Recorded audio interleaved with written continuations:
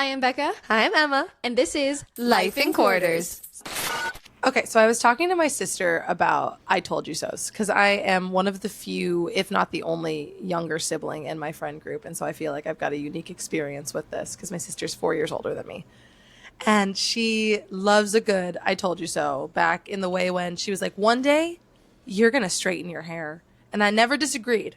And then I straightened my hair and she was like, I told you so. And I was like,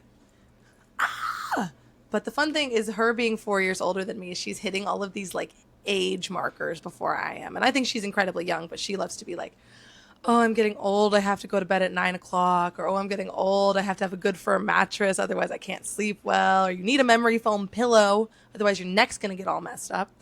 And so I always think it's really funny that we started this season off talking about how we just turned 29. Because I feel like this year, more than ever, I have been like, I cannot deal with not getting sleep.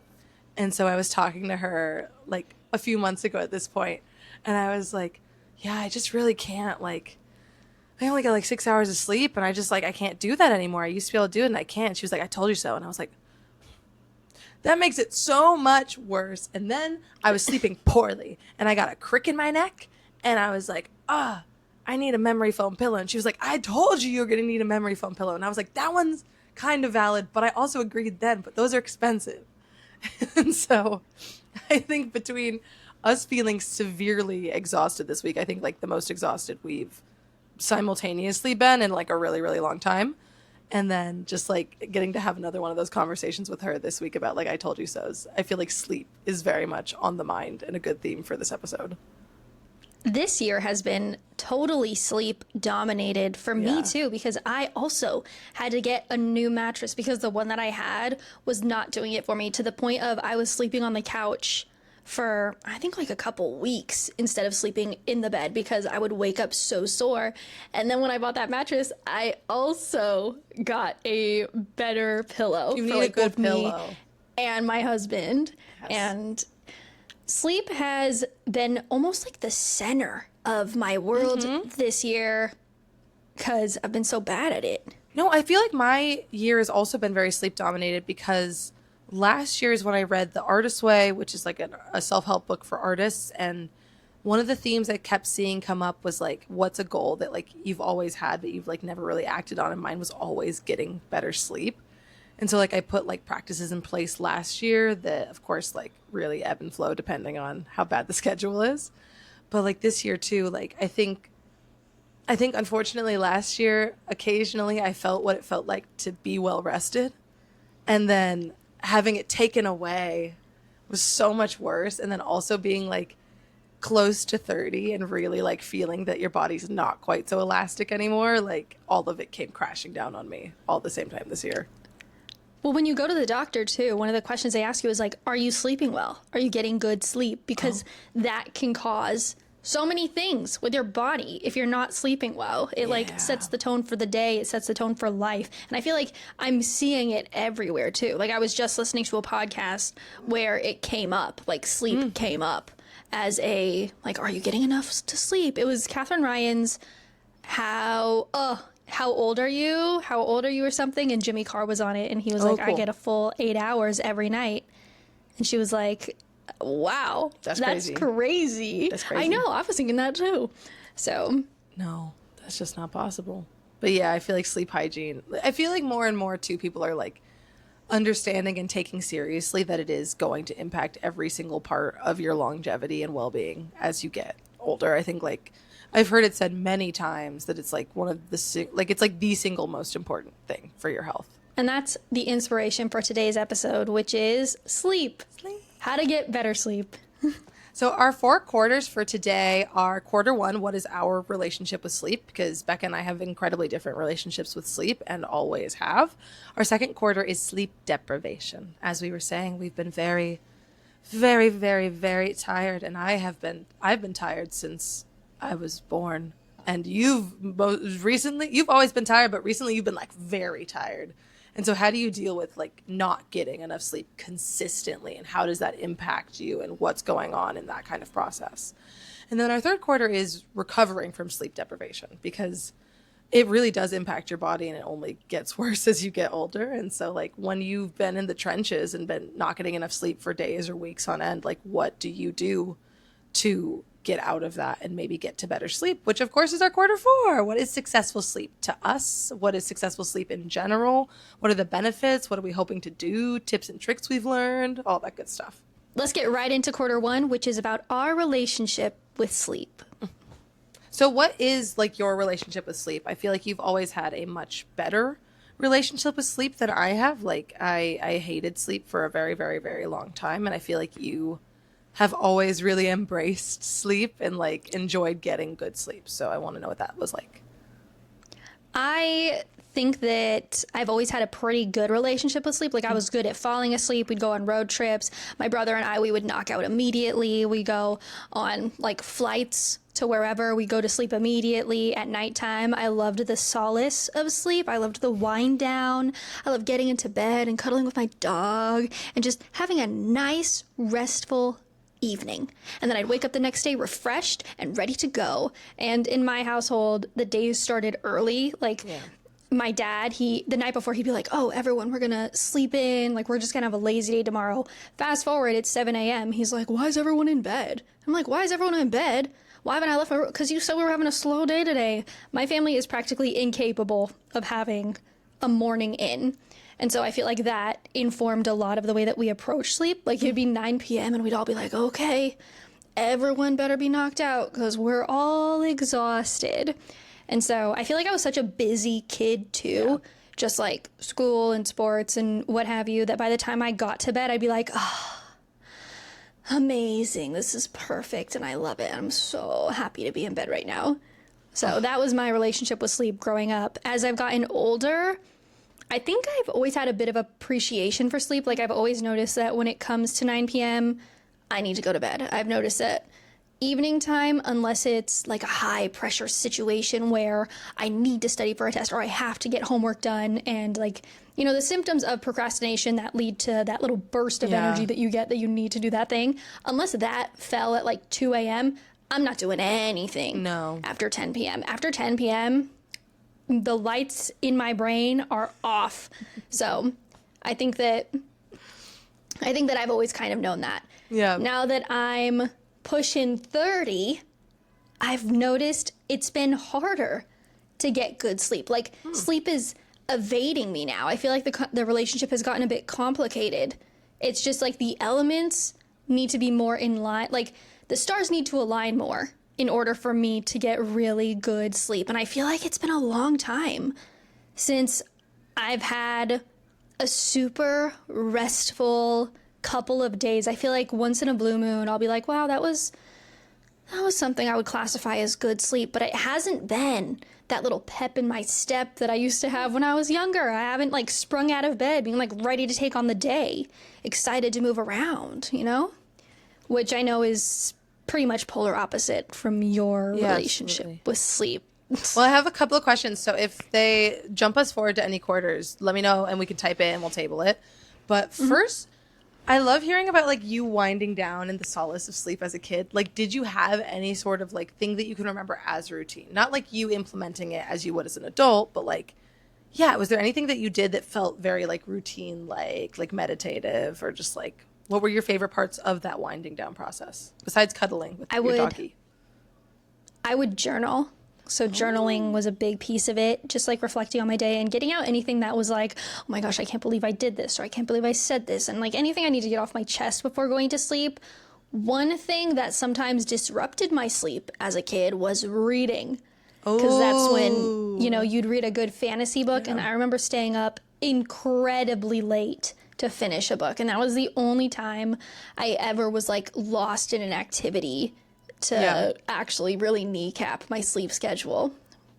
No, that makes sense. And the journaling makes perfect sense too. So you've really always had a wind down. Like that's always been like, I feel like you journaling too is so like cataloging your day that you really got to leave the day on the journal and like let it go to sleep, which I think is like something I do actively try to implement in my life now. My only other question was, when, if you can get as exact in your life as possible, when did it shift for you? Because that, like, again, like it's been so true of you throughout most of your adulthood that like if I saw a call coming in from Becca at like 10 p.m., I'd be like, oh, I better answer this call. She needs me. Why is she awake? So true. There was one night where it was like 1 a.m. or something, and I was having one of the only existential crises, like real existential crises I've ever had. And I was like, I have to call Emma. I have to call Emma. Yeah. And I called you, and you were like, hey, I was like, are you okay? And I was like, nothing matters. I was like really having a horrible time. I was like, how do you know that things are real? It was the most aggressive spiral I think I've had in my life. I think that's maybe the only existential crisis I've ever had. yeah, like true one. Because too, Like I knew a true one, yeah. it was so funny. I was mid-sentence, like with my roommates, and I was like, Becca's calling. It's 1 a.m. I'm gonna take this because I fear it's really important. So it was really, but you honestly were pretty calm when you answered the phone. You're like, I was like, hey, and you were like, hey, and I was like, what's going on? You were like, I'm having an existential crisis, and I was like, oh, okay, I can be helpful in this moment. Okay, so when it shifted. Yes, in your life, when did it shift? I think I noticed it shifting because that one's hard. Let me think. I really think it started hitting me hard this year. Like, I think that I started noticing needing more sleep this year because when I first entered the workforce, I was still on a schedule where I needed to wake up at 5 a.m. Yes. And I think I was getting pretty consistent sleep at nighttime. And if I wasn't feeling it. I wasn't noticing it as much. I do know that I had some later nights where I was like, why can't I sleep? And it was because stress, which I think is another thing that's really been impacting this year is my stress has spiked. I feel like stress has gotten worse and sleep has gotten worse. And then together they've made everything worse. Yeah. So really this year kicked off the major change. Yeah, that's fascinating. I mean, like, it makes perfect sense. Like, again, it just, like, I think it's harder to get restful sleep the older you get. And I think that is partially due to just natural body activity and partially due to the fact that being an adult is really super stressful in a lot of ways. It's like, it's got a lot of beautiful aspects to it, but it's really stressful in a lot of ways. Yeah, this year's been a big year for me. It's been a big year of fitting a lot of things into the same day and having warring priorities and just like turmoil. A lot I think of change. is really contributing. Yeah, So much change. Good change. Yeah. But really disruptive to my usual flow. So, yeah. Yeah, I think that makes perfect sense. So much change. What about you? Let's run through your relationship with sleep, which has been tumultuous in the early days. I don't even know. This is just, I've always hated sleep. So that's why I'm wondering. I was like, is tumultuous even the word? I fear there were no ups and no downs. I just hated it. I hated it from the jump. Why do you hate things that are good for you? What's up with that? I quite like vegetables. Thank you very much. That's so true. You have an incredible diet. I love vegetables and I love exercise. So, yeah, I was going to say I like some things that are good for me. Not a lot, but I like a few. You know what? And we trade off, actually. We do. I was just thinking that. Yeah. All right. Together, we make one perfect person. I was going to say that. Or one really horrible person. No, you're right. There is the bad version of Bema. Yeah. Would it be Bema? I think that's the only way it could be. Bema or Eka? Eka's bad. Yeah. Yeah. Eka sounds bad. Eka's stressful. She's tired. Bema sounds holistic. She sounds like a complete person. Yes. She's like, I've got a weird name, and I like that about myself. Eka sounds like she'd have like a random K in there, even though. Yeah. Yeah. Anyways, go on. Yeah. Your relationship with sleep. No, I have always hated sleep. So much so that like it's directly tied to my favorite color. And in like this long running story of my life, whenever anyone asks my favorite color, I'm like, it's blue, but it's specifically the shade of blue that the night sky turns right as the sun is deciding that it might be rising in the next couple of hours. So it goes from like black to slightly brighter black or very, very dark blue. But that's really because I would just stay up until 5 in the morning because I was like, everyone is asleep and this is when we are our most vulnerable. And so if someone was to break into the house and murder all of us, no one would be there to alert any of us that we were going to get murdered. And so if I can be that person, we'll survive. And then once it became like, once I saw the color of the sky change, because this too, like I've always hated sleep even before like I had a cell phone. So I couldn't check the time in my room. I didn't have a clock of any kind when I was in like elementary school. So I like couldn't, this sounds like an ADHD nightmare. Honestly, I couldn't check what time it was. My room was dark and silent. Like everything was horrible. And so I just sit there making up stories in my brain until the sky changed colors. And then I was like, now I can rest because people are going to be awake soon and everything's going to be good. Yeah, I didn't like it at all. And I don't have any like sleep trauma. I didn't have night terrors. There's no reason for me to feel that way, objectively. But no, yeah, I also would just like, I would wish it away constantly. My greatest dream was always to like lay down, close my eyes, and then wake up and like have it like be a blink. And I only ever had that happen once. And I was stoked. It was amazing. But I also handled sleep deprivation really well. I did throughout like my entire like youth. I would stay up the entire night. Like, yeah, I would stay up as late as I possibly could in elementary school. But of course, I was getting checked in on more by my parents at that time. But I would like try and sneak the TV if I could, just to give myself any sort of like sensory information. I also like would get so stressed about the fact that I couldn't fall asleep that I'd end up going to the bathroom constantly, which I'm learning is also an OCD symptom, apparently, is just like constantly feeling like you might need to pee and then getting up to check and make sure you don't need to pee. And so I remember I'd be on like my 11th time getting up, walking to the bathroom, like flushing the toilet, just hearing my mom yell, "Go to sleep!" And I'd be like, I just had to pee. And so it was really a game changer for me in regards to sleep when I did get my first smartphone or iPod, because I could play music.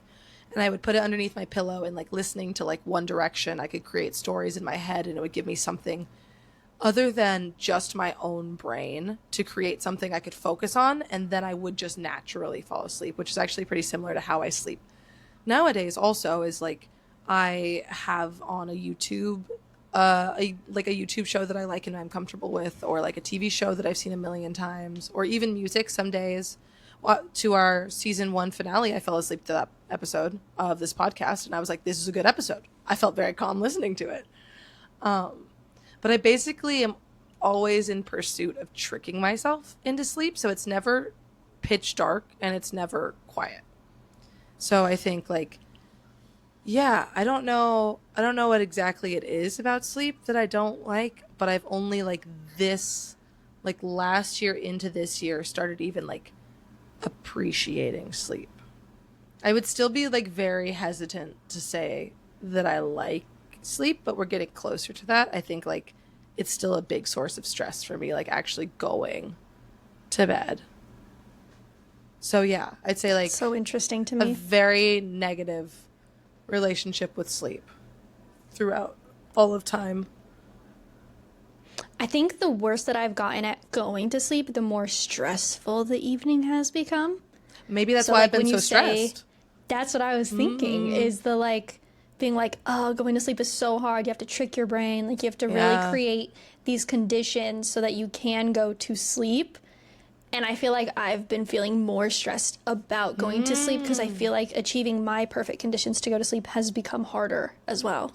Honestly, that feels very correct, because I think it's always a question when I lay down. I'm like, am I going to be able to get to sleep in time for this to not negatively impact me? And if I don't get to sleep in time for it to not negatively impact me, will I be too tired to wake up to my alarms? Which is also really hard for me because I don't typically wake up to my alarms. And like, they're terrifying alarms at this point. The ones I have set have scared every single person I know. And then I have to answer 3 math questions to turn it off.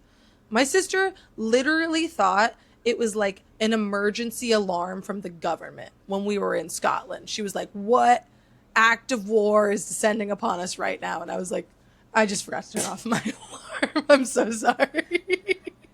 Audrey cracks me up. She's I so just want to funny. say that. Audrey is like, spiritually, I feel like we're on similar levels, you know? Absolutely. I mean, it makes perfect sense. You're my best friend and she's my sister. Like, this parallel has always been very clear to me. But yeah, I think it's always been really stressful. I also think like it being something like that I was doing wrong and that like I couldn't sleep and then like I'd wake up and I'd be tired. I think that's maybe why I handle sleep deprivation well too. Like I always felt like it was my fault that I couldn't get to sleep, that I was doing something that was making it so I couldn't sleep. And so if I woke up and I was exhausted, like that was my fault, my problem, and not my business to make anyone else's problem. And so I think like I very much had an agreement with myself whenever I'd give up on trying to sleep for a night. And I'd be like, no matter how much sleep I get, I'm going to feel fine tomorrow. I'm all right with this. And we're going to be fine. It's going to be all right. And nowadays, it is not. Can't get away with that anymore. But it worked for a long time. I mean, to be fair, our peers were very judgmental about the sleep thing because you'd be like, oh, yeah, I sleep through alarms. And everyone would be like, why? Why do you sleep through alarms? Like, why can't you just wake up to alarms? You need to go to sleep earlier than if you're going to sleep through alarms. And so I wonder if it became something where you were like, I need to be fully functioning so that nobody questions me. So then I have to like defend myself. Yeah, I think so. Because that one was always like, that's a fantastic point you bring up because that was always so frustrating to me. Because people would give me grief about not being able to wake up to my alarms. And, like, I do understand from a roommate perspective, especially being in the same room as someone else, but I always, always gave my roommates express permission to, like, throw stuff at me. I was like, I feel terrible. There's literally nothing I can do about this. Because I'll sleep for 14 hours and still not be able to wake up to my alarms. Like, I will get a week and a half of getting 8 hours of sleep every single night, and I'm still not going to wake up to my alarms. There was one time someone was doing construction work with a jackhammer outside my window 2 feet away. And my roommates were like, oh my God, that must have woke you up early. And I was like, I have no idea what you're talking about. Like, so no, I do think like it drives me crazy when like there's literally nothing to be done. And I think with sleep, there's so many aspects of it where there's like truly nothing to be done in a lot of ways, except for like long-term trial and error things where like you're still going to get burned. Maybe I'm thinking like nightmares and like sleep terrors also. Like I haven't had sleep terrors, but I've had like a lot of like very stressful dreams, and my dreams are primarily stressful in a lot of ways, and like there's not a ton I can do about that, like that will quickly give me results.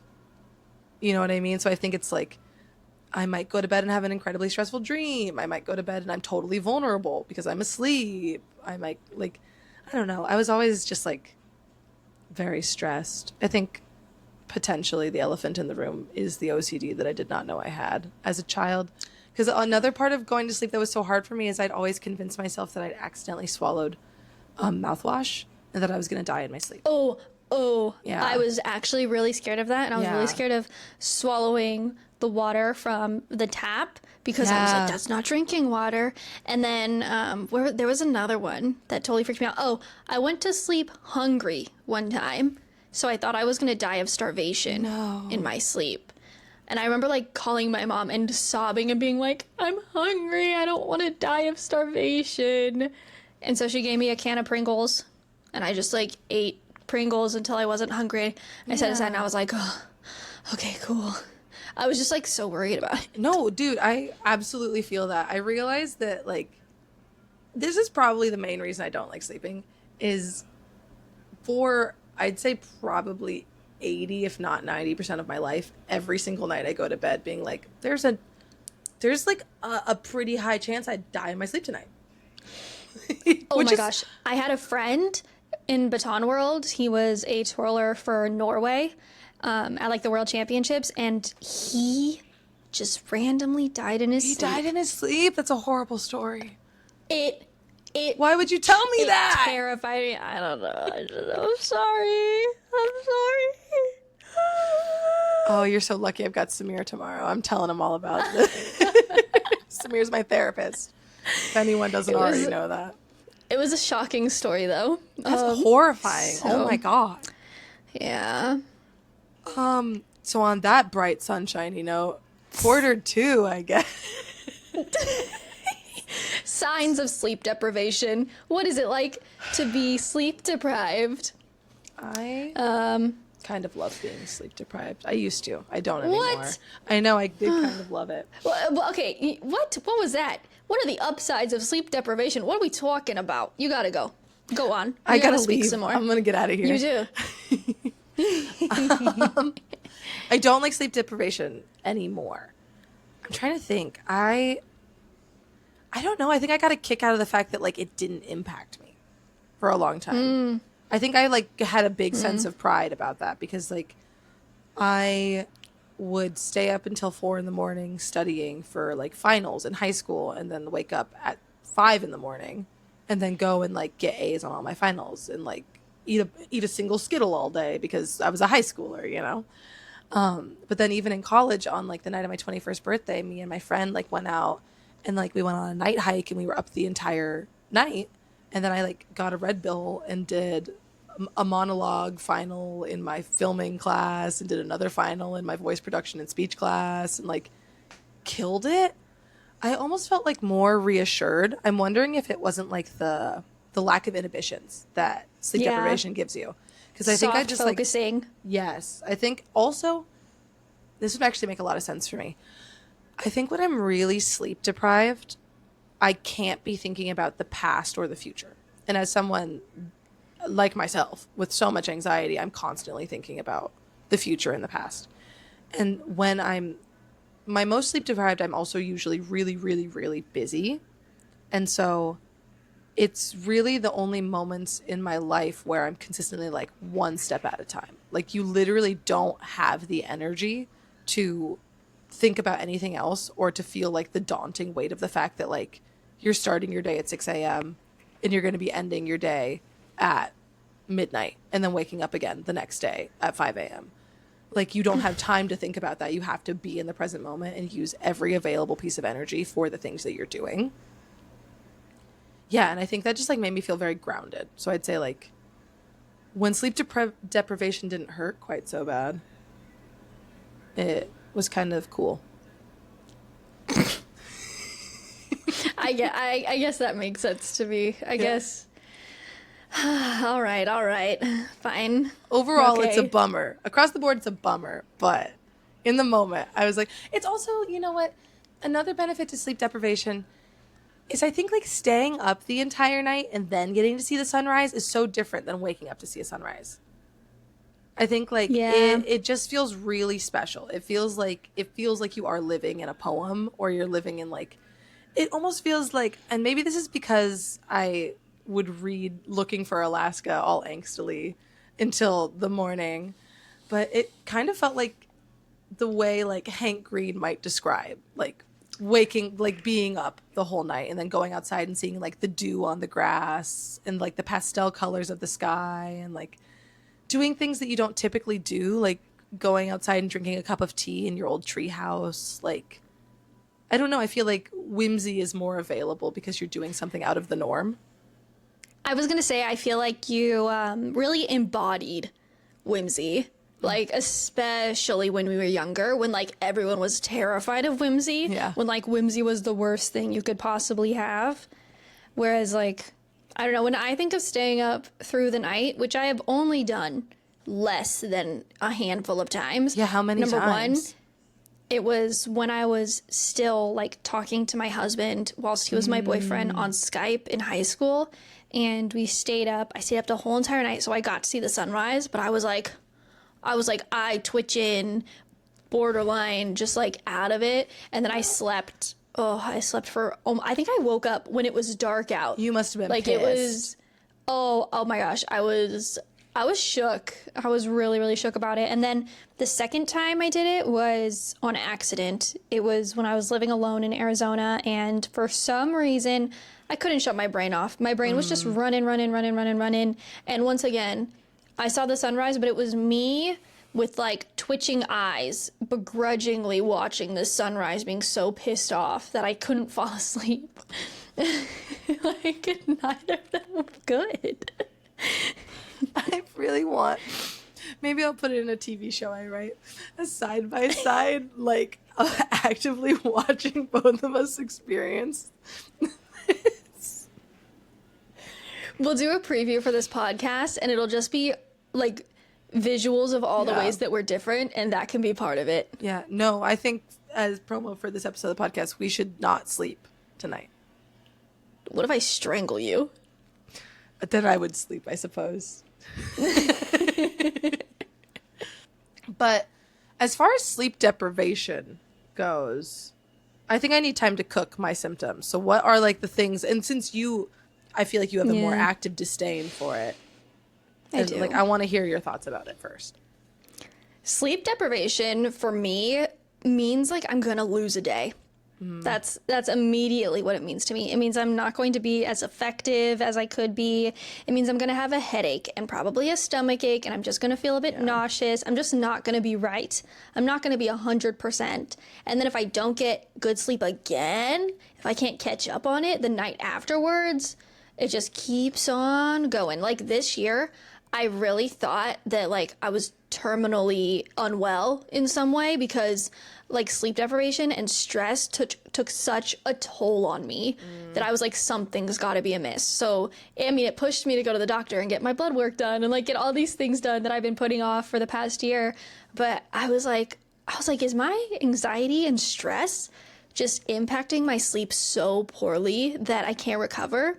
And that was another thing that I noticed about this year in particular, is that when I was younger, I remember if I got a headache, if I had a stomach ache, if anything was wrong with me, I could just sleep it off. You know, you take a nap, you go to bed, you wake up the next day, you're perfectly fine. Sleep healed you. Your body had time to recover. Now I wake up with the same symptoms and I'm like, what the heck is happening? So I'm just so used to sleep being healing for me, and I feel like this year I've been especially sleep deprived in a way that's just relinquished all of the pros that I used to have with sleep. Sleep was like my bestie, and now I chase it. Now I'm like a groveling ex, being like, please come back to me. Like that's how I feel pathetic, and that's how I feel when I'm sleep deprived. I feel like it's really unfair that you did everything right and now you're suffering when I'm over here like, la-di-da-di-da. This is my baseline. And so if I get a good night's sleep, I'm like, wow. Like, and you're like in the pits of hell, which is just not fair because like objectively, you're still doing better at getting sleep than I am. I'm not practiced at not getting sleep. I don't recommend it. And also, the stress nightmares have gotten worse this year, No. where you start your day, have a bad day, but you live that day, and then you wake up and you go, it was all a dream. Which is a relief, but also a bummer. Then you have to go wake up and live your day now. Yeah. I've been having those really bad recently, too. I think we're just working too hard.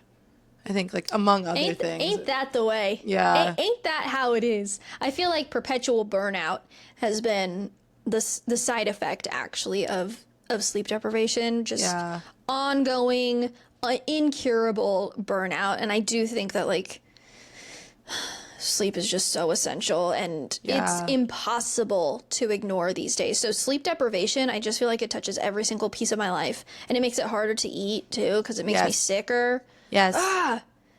No, one thing with me for sleep deprivation, like TMI potentially, also makes it so like you can't poop, which makes it so I never want to eat. Like that actually is my biggest one if I'm going to get into like my sleep deprivation things. And it's been so much worse recently, but like these ones have always kind of been true, is like I will get really frustrated because I won't be able to go to the bathroom, and that messes up my whole feeling. My whole body feels weird for the whole day. I feel like I've just totally messed it up. I'm in pain. I'm not hungry. And then also I'm like way more anxious. It's like the veil is way thinner and things can just like really get me spiraling out of nowhere. Like I got caught in a really, really bad spiral earlier this week on like Wednesday. And even when I was having it, I was like, we cannot trust these thoughts. Like it's really like none of this is true. And I think you're just exhausted. Like, I think you just need to go to bed. I guess for me, it's like feeling sleep deprivation in the moment. I do feel bad. I always feel bad the next day. And if I don't, even when I was younger, if I didn't like get sleep that next night, I'd be totally messed up. It would just delay by a day. But nowadays, if I don't get sleep, I wake up and I've got a headache, I've got a stomach ache. I do not have the emotional patience or resilience that I would typically have moving through my day. Like, I also can't do things to nourish myself because I'm too tired. Like yesterday I was exhausted. I got home and I was like, all I can do is eat and shower, and then I have to go straight to bed. I can't do anything replenishing.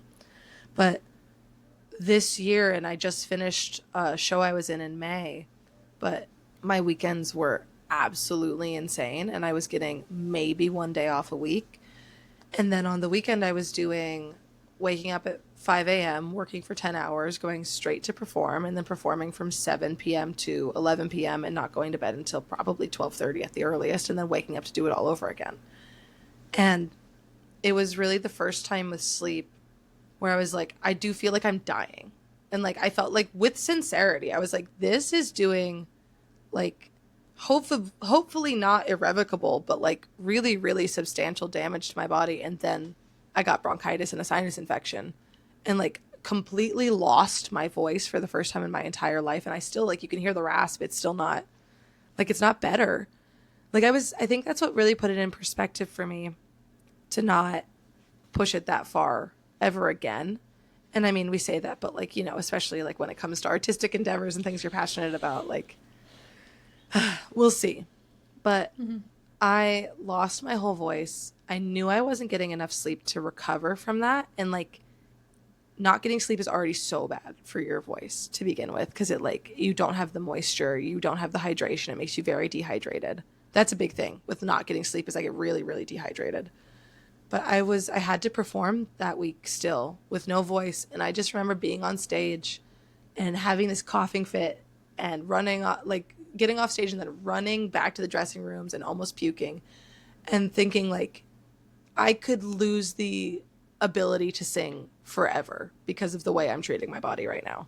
Because like my vocal folds are super fragile, and like this is not just because I'm performing. This is because I'm not taking care of my body. And the only thing I'm sacrificing right now is sleep and my own physical well-being. And like, it's gonna kill me if I don't take better care of myself.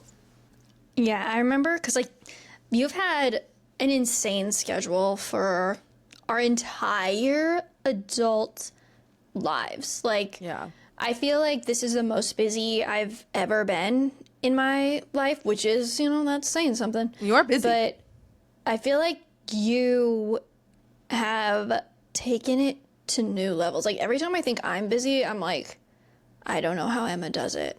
I don't know how she survives this. I don't know how she's competent in the things that she does, because everything that I've got going on, I am maxed out. Yeah. Like, I think we were falling from grace at the same time.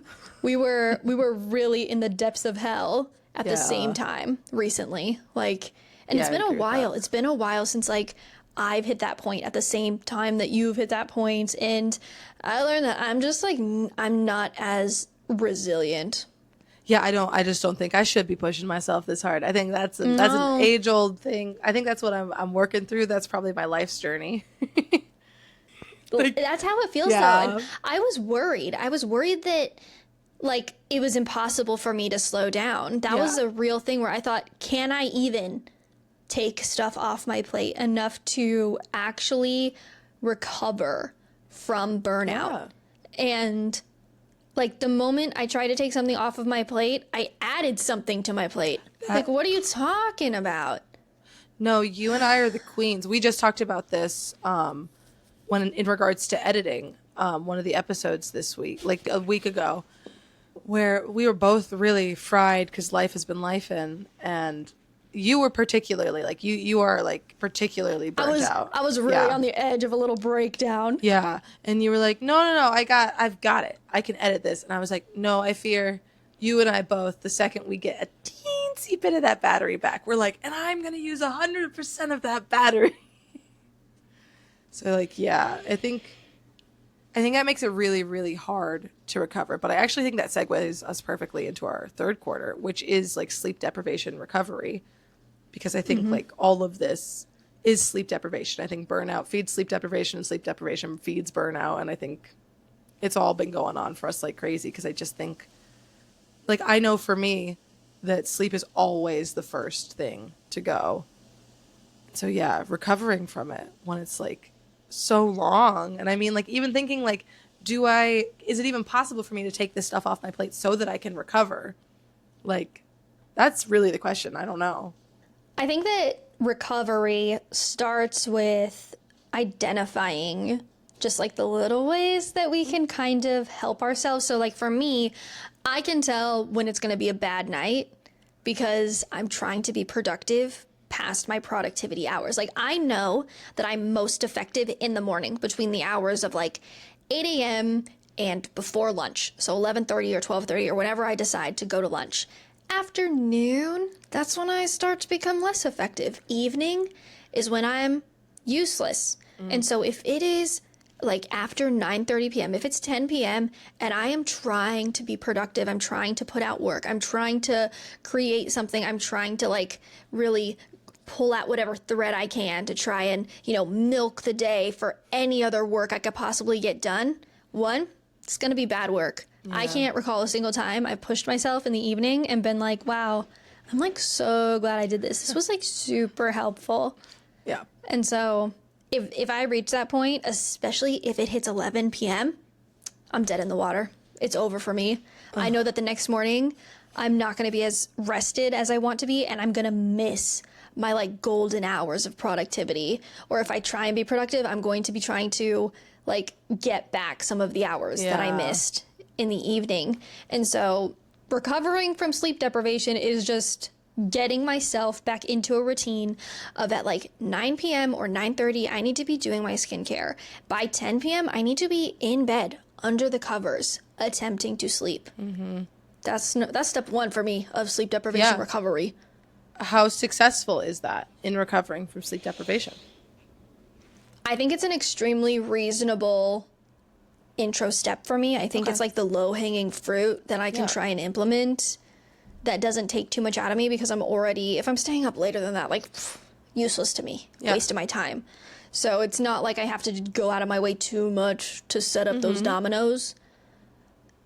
Other steps after that, we have to do like the baby steps of the other things, which was like pay attention to, how you're eating throughout the day and maybe journal, like, harder stuff. Yes. Things that take more energy. And when you're sleep deprived, you're like, no, don't give me more things to do. Yeah. Are we talking about consistent chronic sleep deprivation recovery? Or are we talking about like in the moment, we got like no sleep for a full week? What do you do physically to start recovering? Just make sure I'm on the train tracks. I think for me, I'm addressing chronic or not chronic. I think my angle is the like, I'm used to having good sleep and I am just misaligned in how do I get back to where I want to be. I think for you, yours could be addressing chronic bad sleep since that's like your experience. Yeah, I guess it'll kind of blur then. I just want to make sure I wasn't going too off topic. But I think, when I was doing the Artist's Way, the first and one of the biggest activities in the Artist's Way is morning pages. And morning pages is journaling. So you have to journal 3 full pages in the morning before you consume any media, before you talk to anyone else, before you do anything else. Like that is how your day has to start. And so I started doing that last year. And I think that really revolutionized my relationship with sleep because I would wake up and I wouldn't have to just jump out of bed and like do things. I think what's really hard for me and what really like perpetuates to the sleep deprivation and the burnout is that like I work until the second I go to bed and then I wake up and I start working again. And I'd been doing that since forever, most clearly since college and then from then on, because there would be a lot of times like even when I was going to work, I'd get to work and be like, I woke up 45 minutes ago and the drive was 30 minutes. The biggest thing I learned for sleep deprivation recovery for me is that I do need to treat it like landing a plane. I think I was like listening to like Brie Larson's YouTube channel when she had it back in the pandemic.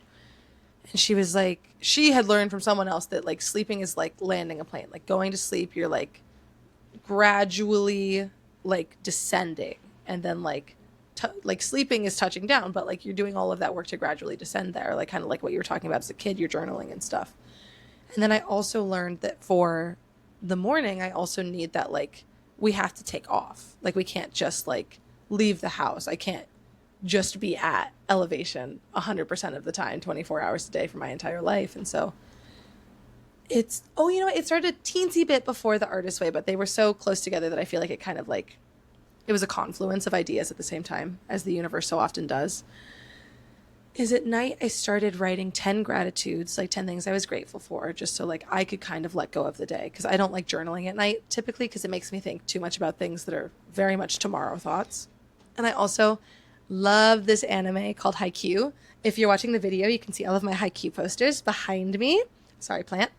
But it's really, really peaceful. And it's like, they're almost like stories about life and like treating yourself well. And what I really like about this manga and this anime is that like everybody is important, and it's just about everybody trying their best and trying to be positive and like be the best people and the best versions of themselves they can be while being joyful.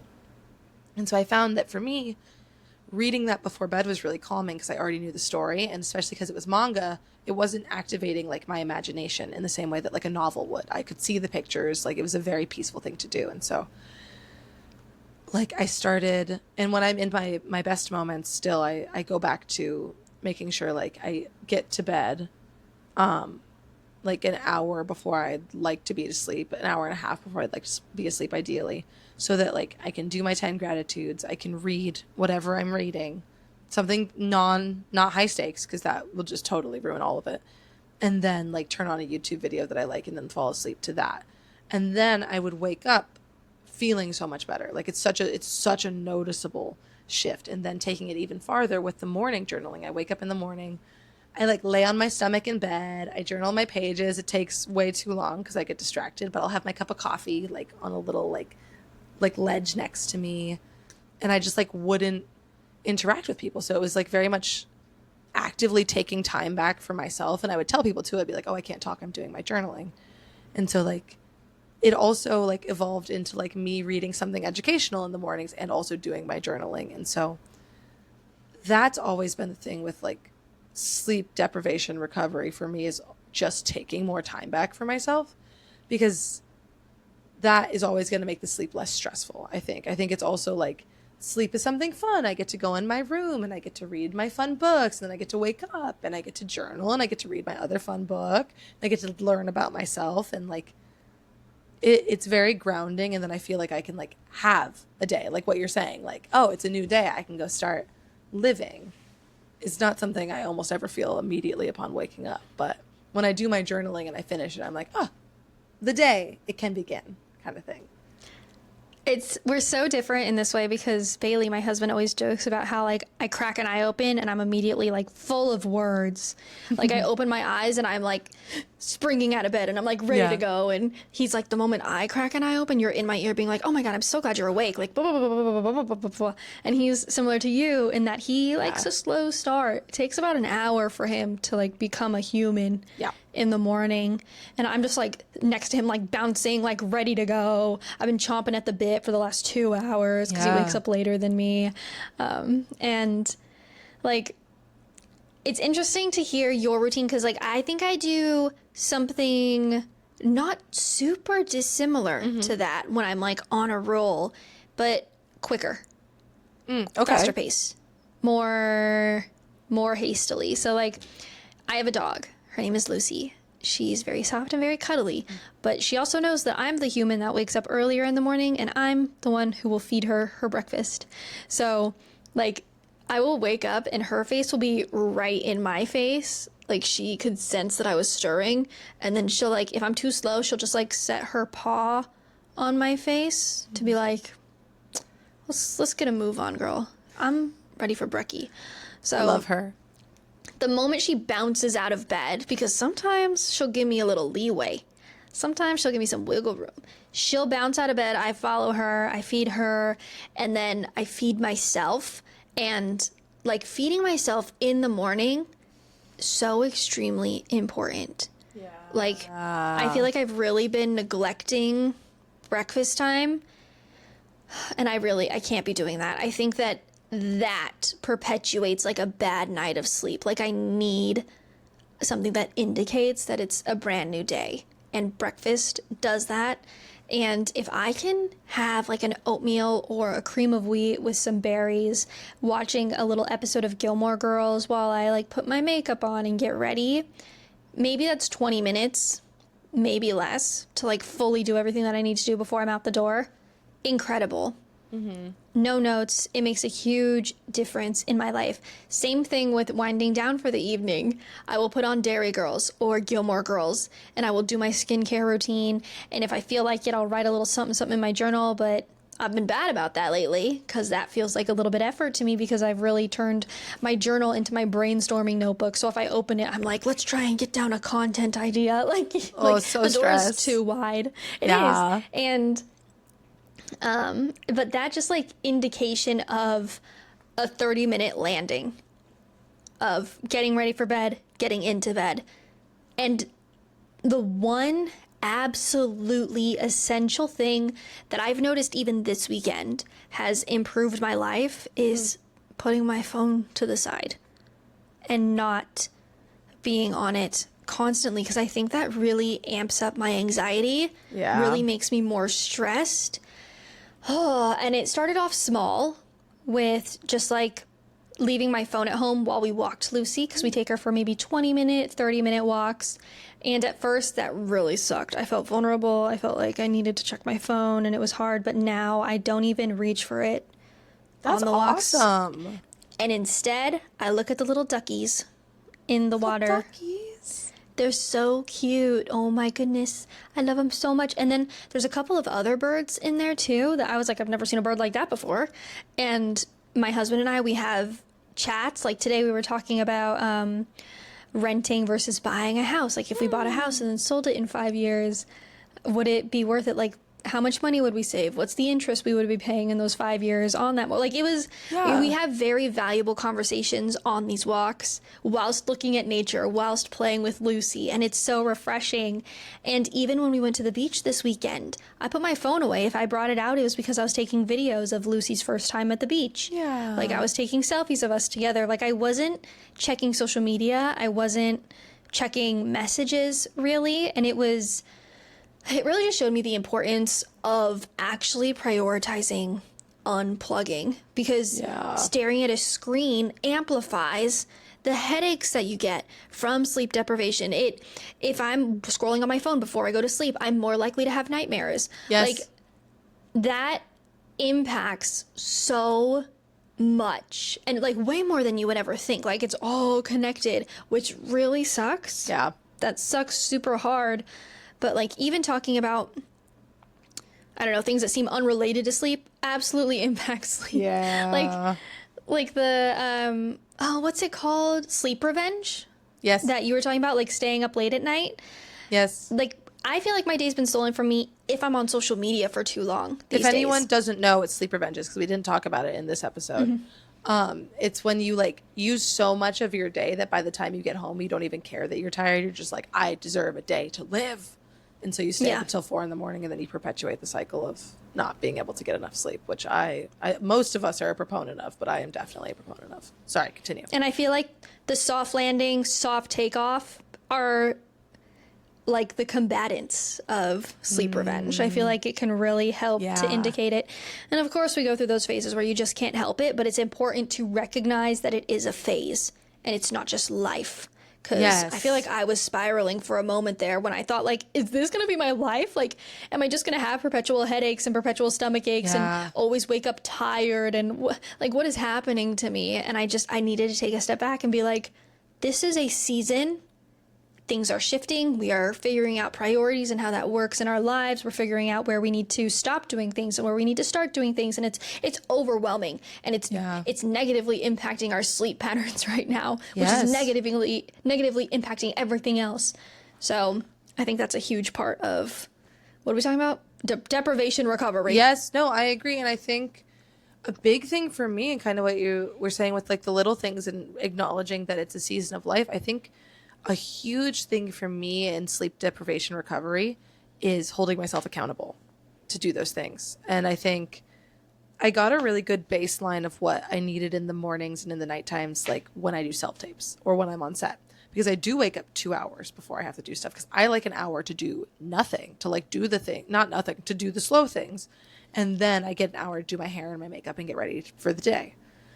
But I think like once you get really tired and you feel like you're working so hard and you feel like you just can't get enough sleep and you think everybody needs something from you, and like, of course, there's valid feelings about that.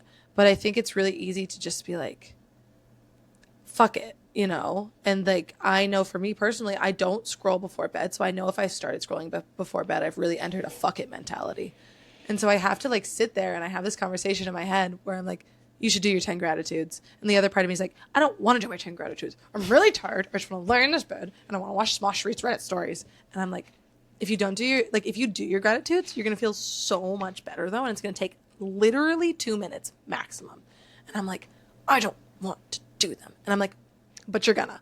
And we're going to do them. And I'm going to pull out the journal. We're going to do them because otherwise you are giving up on getting to feel better. And the only reason it is a phase, and like sometimes it is just a phase. Sometimes like you have a busy season.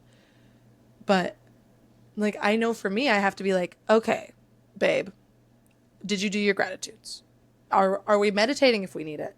If you're this anxious, why aren't you exercising? It'll help you sleep. It'll make your stomach feel better. Are you taking your damn iron pill in the days? Because of course you're lethargic. My God. But like really like having those moments where you do things you don't want to have to do because it's going to be what makes you feel better. Because like at least half the time I don't want to journal in the morning. But if I don't journal in the morning, I do not feel like the best version of me. And I'm starting to understand with sleep that one of the hard things I have to do that I don't want to do, and the area that I need to hold myself accountable, is like getting to bed when I know I need to get to bed to have the happiest next day I can. So I think like that's a tough one. And I also think it's crazy. I think that segues us perfectly into quarter 4, which is successful sleep. Unless you have more thoughts on sleep deprivation recovery. I was actually going to say that successful sleep leads to a successful life. And that's quarter 4 right there, baby. That's a way better segue. I'm devastated I took it. Just forget what I said, guys. Becca, say it again. Tell them again. Okay, so now we're settled into quarter 4, which is successful sleep. What does successful sleep look like to us? And I'm going to add on to that and be like, how close are we to being more successful in our sleep patterns? Because I think last week we would be like 0%. I'd be like, I couldn't be farther away from successful sleep, in fact, and I feel really irritable and like I want to fight you because you asked me this question. Now I'm feeling a little bit better about it because last night I had what I would define as successful sleep. Yay, that's so good. Are you feeling better? I woke up feeling energized. Whoa. I know. And then I almost burnt myself out immediately. Back to that whole like give an inch, take a mile situation that we always find ourselves in. You are simultaneously the mouse and you are giving yourself the cookie 100% of the time. I'm the same way. It's ridiculous, but here's the thing, okay? Because the night before last, I was really pissed off and had a horrible night of sleep. But I went to the dentist and he told me that I need a mouth guard because it looks like I grind my teeth at night. And I was like, that's crazy because I've never had a dentist tell me that. And I feel like that's something that's super obvious. So I thought, is this a new thing that I'm doing? Like, what's going on? And so last night I took the advice of, I think it was the hygienist who told me, like, open your mouth a little bit when you go to bed. Or, like, I don't know if she was saying it to that, but I was thinking maybe she was. So I went to sleep and I just opened my mouth a little bit. So my teeth were not touching already. And I relaxed my jaw and I slept the whole night. And I thought, am I like starting my evening with my jaw clenched and I don't even realize it? Because my teeth are touching. And I'm like in the perfect position to just immediately start grinding my teeth. And by starting the evening with my mouth a little bit like It's like, or something like giving myself a little bit of space between my teeth. They're not even touching, and so I'm naturally more relaxed. I would, what I mean? No, I would say I 100% think that is exactly what's happening, because I used to have an incredibly tight jaw, but as an actor, I had to like learn how to work that out. And as someone that has like been where like doing that exact thing and like am kind of on the other end of it, absolutely you are, yeah. Because your jaw is, I touch right like underneath your cheekbone and like right where your jaw would kind of start. Like, is there any give in that muscle, or does it feel like a bone? No, I've got chubby cheeks though. I mean, feel underneath to like that muscle though, because that's where like the tenseness would be. Like that's one of the spots I massage when I'm like about to act. I don't think I've been grinding my teeth for as long as you have been. Fair enough. My whole face squishy everywhere I poke. Fair enough. Squishy, squishy, squishy. I love that. I love what this has descended into. But I mean, that's a hot tip for anyone else listening. I know. Yes. Check that muscle between your cheekbone and your jawline and massage it and like relax. Yeah. Relax your jaw. Yes. Because it's nice. It also just feels nice. Essentially, last night gave me hope. I feel like I'm closer to being on a relatively good sleep schedule, and I feel like I've been letting the stress of my days carry into my nights, and now successful sleep to me looks like not running through the checklist of tomorrow. And so one of the ways that I've navigated that in the past, and I'm starting to do again, is by putting together a very basic to-do list that I can be reminded of in the morning. This is especially important when it comes to anything work-related. Like errands, fine, don't care enough about those. But if I need to wake up and I need to do certain things for work and I'm worried I'm going to forget about it, I just need to write them down so that I don't have to hold on to that anymore. Because otherwise my brain's like, no, like if we let it go, then we're not going to remember tomorrow, and we're going to wake up going, what was that thing I needed to do today? And it's really just going to extra stress us out. So just write it down. Yeah. Yeah. And so I've even like for work stuff, which is not great, I've even like opened up the Slack app and messaged myself in Slack. Oh, that's smart. To remind myself the next day and just like have it right there in front of my face. And it sounds counterintuitive, but it really relieves a lot of pressure in my brain. You just don't have to remember it. Exactly. Yeah. You don't have to hold on to it. But successful sleep for me, I think once I'm on a more consistent schedule of 9 or 9:30, get ready for bed. Within the next half hour, get into bed.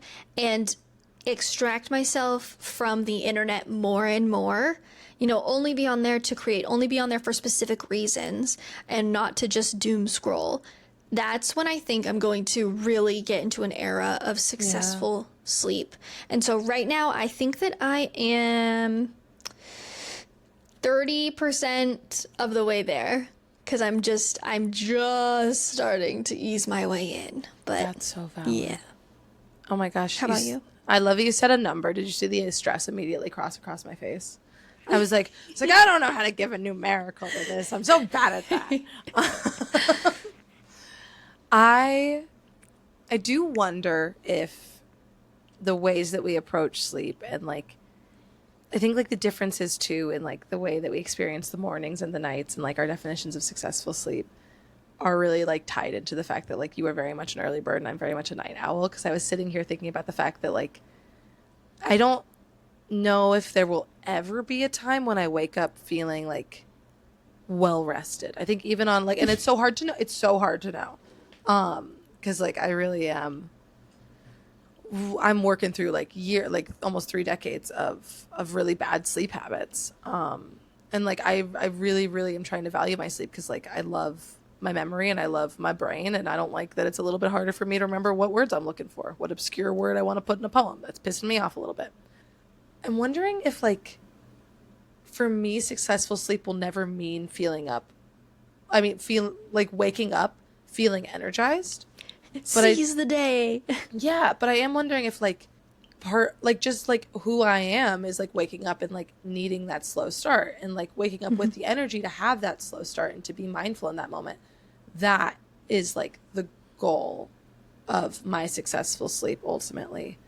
Because I think like last week I did pretty good on sleep actually, but I'm so like, my cup is so empty. It's in the pits of hell.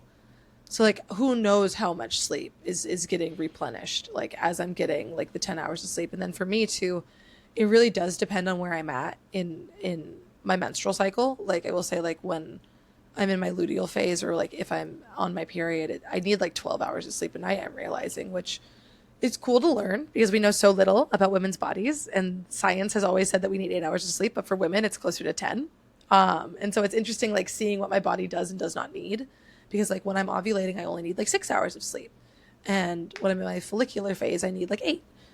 And so like getting to be more flexible with it. And so I do wonder as I go on with successful sleep and I keep practicing at it, if there will ever like be a time when consistently it feels like enough sleep. Like I'm not waking up energized and ready to take on the day, but I am waking up being like, I'm waking up like not to an alarm necessarily, or like I'm waking up to an alarm, but it doesn't take 75,000 alarms. So I'd say like, I don't know, like 5%. 5% is pretty big for me of the way towards successful sleep. I feel like that's a success. I feel like that's a win, honestly. You know, and I feel like we've been very realistic about ourselves and our relationship with sleep.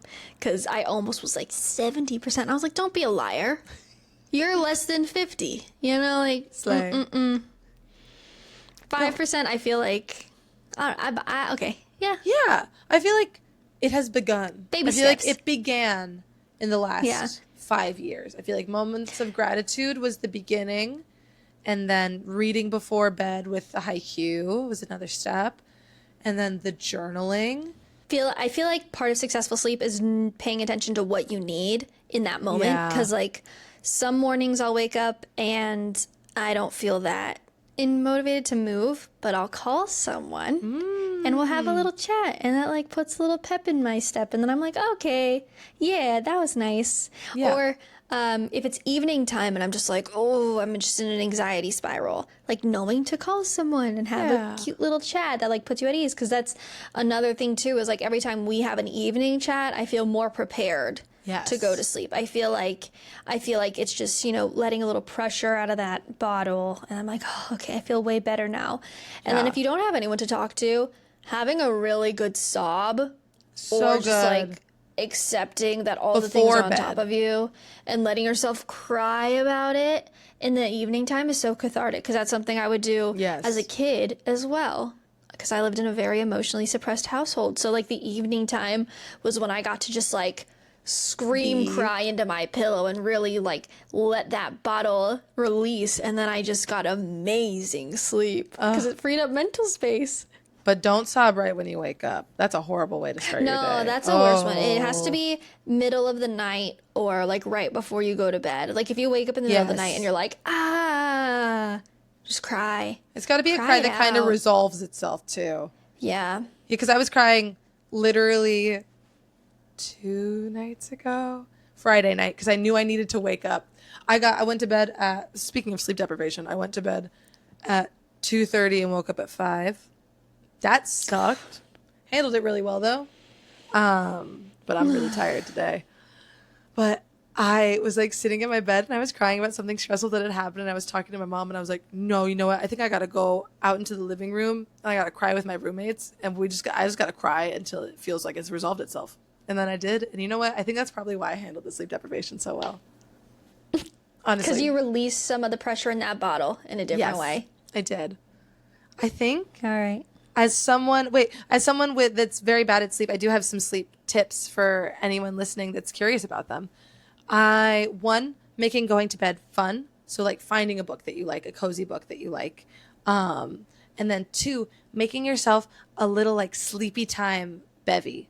Because like tart cherry juice has natural melatonins in it. And so like when I'm having like my most fun, like being like a little like princess that goes to sleep, I feel like make it whimsical. Like I like making like, I put it in like a fancy little cocktail cup, and I put like bubbly water in it, or like chamomile in it, or like I'll make a tea spritzer with some tart cherry juice. Because like you can have a sleepy time tea and the sleepy time juice, and like even like placebo effect that's going to make you feel like you're getting tired, and it's going to indicate to your body that you're winding down.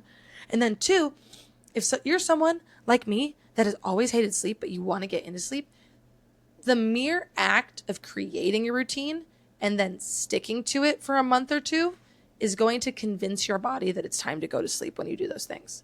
That's why doing my moments of gratitude is so important and is going to help so much, because I'm going to get restful sleep that night, because it's indicating to my body the same way that, like, if we were babies or toddlers, like I'm working with one of my toddlers right now, he's trying to get rid of his pacifier. Sorry, I was nannying today. But he's only allowed to have his pacifier when it's time for sleep. And so he's been sleeping better because it's indicating to him that it's time for sleep. And so it's a similar thing with like reading the book you like to read before bed, or doing the journaling, or making the mocktail. But yeah, those would be my tips, is tart cherry juice and creating, even no matter how tiny, a sleepy time routine. I also got a Hatch clock, which I love. My husband hates.